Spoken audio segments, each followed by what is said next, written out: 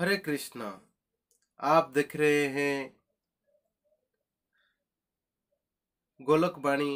इस गोलोक वाणी YouTube channel में आप सुन रहे हैं श्रीमद् भगवत गीता और आपको गीता पाठ करके सुना रहे हैं मुकुंद दत्त दास।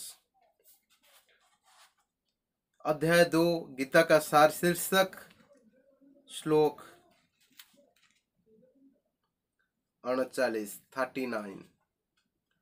एषा ते अभिहिता सांख्ये बुद्धि योगेति मा शृणु बुद्ध्या युक्तो जया पार्थ कर्म बंध प्रहास्यसि। भगवान श्री कृष्ण अर्जुन को कहते हैं, अर्जुन, यहाँ मैंने विश्लेषिक अध्ययन सांख्य द्वारा इस ज्ञान का वर्णन किया है। अब निष्काम भाव से कर्म करना बता रहा हूं, उसे सुनो। हे पुथा पुत्र, तुम यदि ऐसे ज्ञान से कर्म करोगे तो तुम कर्मों के बंधन से अपने को मुक्त कर सकते हैं। तात्पर्य में कहा जाता है कि वैदिक कोश निरुक्ति के अनुसार सांख्य का अर्थ है विस्तार से वस्तुओं का वर्णन करने वाला, तथा सांख्य उस दर्शन के लिए प्रयुक्त मिलता है जो आत्मा की वास्तविक प्रकृति का वर्णन करता है, और योग का अर्थ है इंद्रिय का निग्रह। अर्जुन का युद्ध करने का प्रस्ताव इंद्रिय तृप्ति पर आधारित था। यह अपने प्रधान कर्तव्य को भुलाकर युद्ध से दूर रहना चाहता था, क्योंकि उसने यह सोचा कि धृतराष्ट्र को पुत्र अर्थात अपने बंधु बांधव को समाप्त करके राजभोग करने की अपेक्षा अपने संबंधी तथा स्वजन को न मारकर वह अधिक सुखी रहेगा। दोनों ही प्रकार से भूल सिद्धांत तो इंद्रिय तृप्ति था।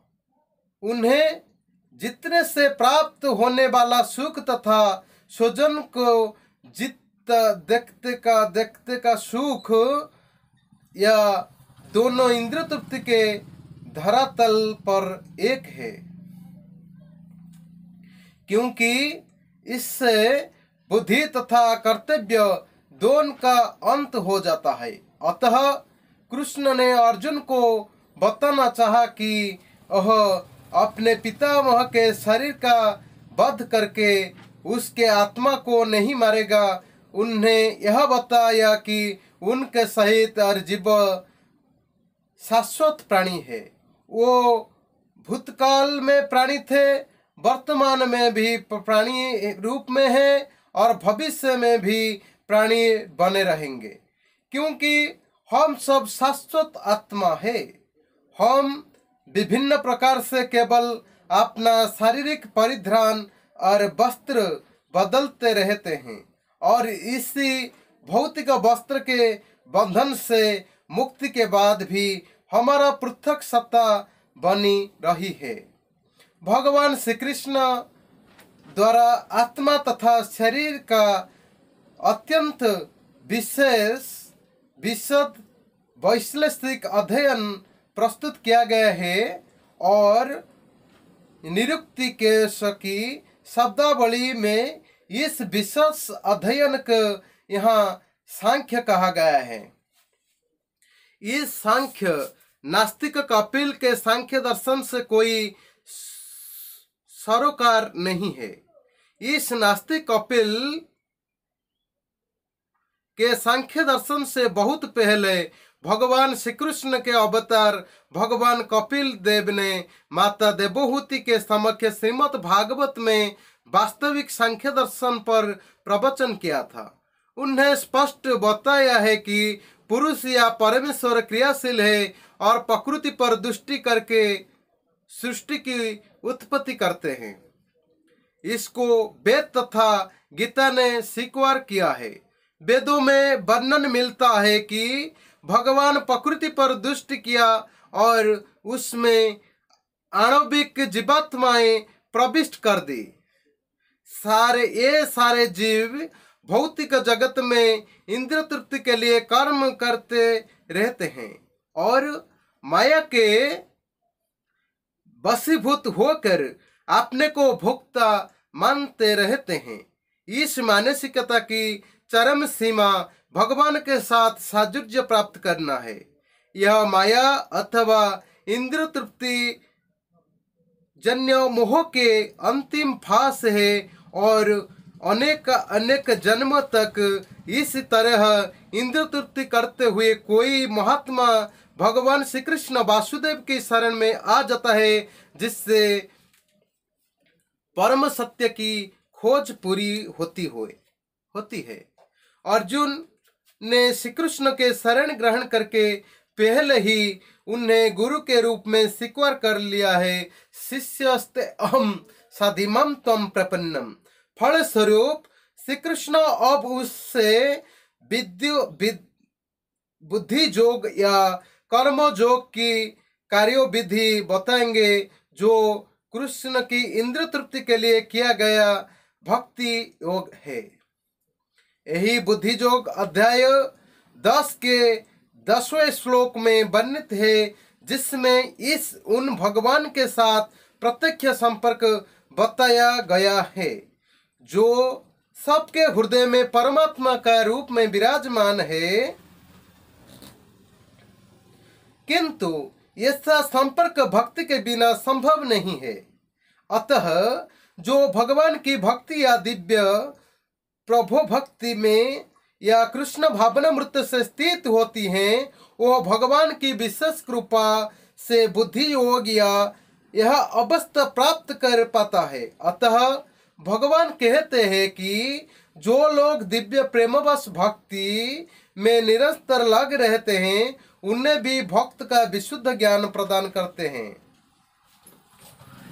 इसी प्रकार भक्त सरलता से उनके चिदानंदमय धाम में पहुंच सकता है। इसी प्रकार इस श्लोक में वर्णित बुद्धि योग भगवान श्री कृष्ण की भक्ति है और यहाँ पर उल्लिखित सांख्य शब्द का नास्तिक कपिल द्वारा प्रतिपादित अनिश्वरवादी सांख्य योग से कुछ भी संबंध नहीं है। अतः किसी को यह भ्रम नहीं होना चाहिए कि यहाँ पर लिखित सांख्य योग की अनिश्वरवादी सांख्य से कोई प्रकार से संबंध है, ना ही उस समय उसके दर्शन का कोई प्रभाव था और न कृष्ण ऐसी ईश्वर विहीन दार्शनिक कल्पना का उल्लेख करने की चिंता की। वास्तविक सांख्य दर्शन का वर्णन भगवान कपिल द्वारा श्रीमद् भागवत में हुआ है, किंतु वर्तमान प्रकरण में उसी सांख्य से भी कोई सरोकार नहीं है। यहाँ सांख्य का अर्थ है शरीर तथा आत्मा का वैश्लेषिक अध्ययन। भगवान कृष्ण ने आत्मा के वैश्लेषिक वर्णन अर्जुन को बुद्धि योग या कर्म योग तक लेने के लिए किया है। अतः भगवान श्री कृष्ण को सांख्य तथा भगवत में भगवान कपिल द्वारा वर्णित सांख्य की ही है। यह दोनों भक्ति योग है।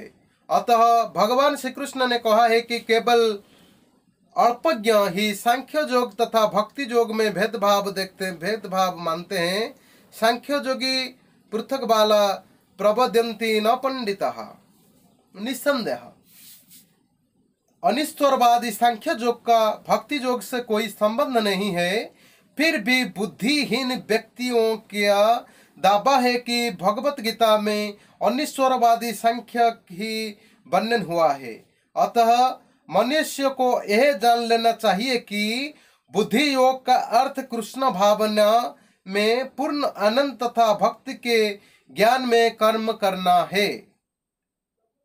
जो व्यक्ति भगवान की तुष्टि के लिए कर्म करता है, चाहे वो कर्म कितना भी कठिन क्यों ना हो, वह बुद्धि योग के सिद्धांत के अनुसार कार्य करता है और दिव्य आनंद का अनुभव करता है। ऐसी दिव्य वास्तवता के कारण उसे भगवत कृपा से सत्व संपूर्ण दिव्य ज्ञान प्राप्त हो जाता है और ज्ञान प्राप्त करने के लिए अतिरिक्त श्रम के बिना ही उसको पूर्ण मुक्ति हो जाता है।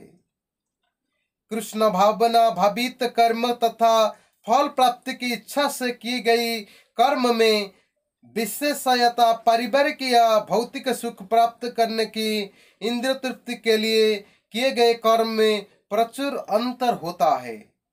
अतः बुद्धि योग हमारे द्वारा संपन्न कार्य का दिव्य गुण है। Hare Krishna Krishna Krishna Hare Hare, Hare Ram Ram Ram Hare Hare. Please subscribe our channel and press the bell icon and give likes and comments. Hare Krishna. कृपया हमारे चैनल को सब्सक्राइब कीजिए एवं और बेल आइकन को प्रेस कीजिए। हरे कृष्णा। धन्यवाद।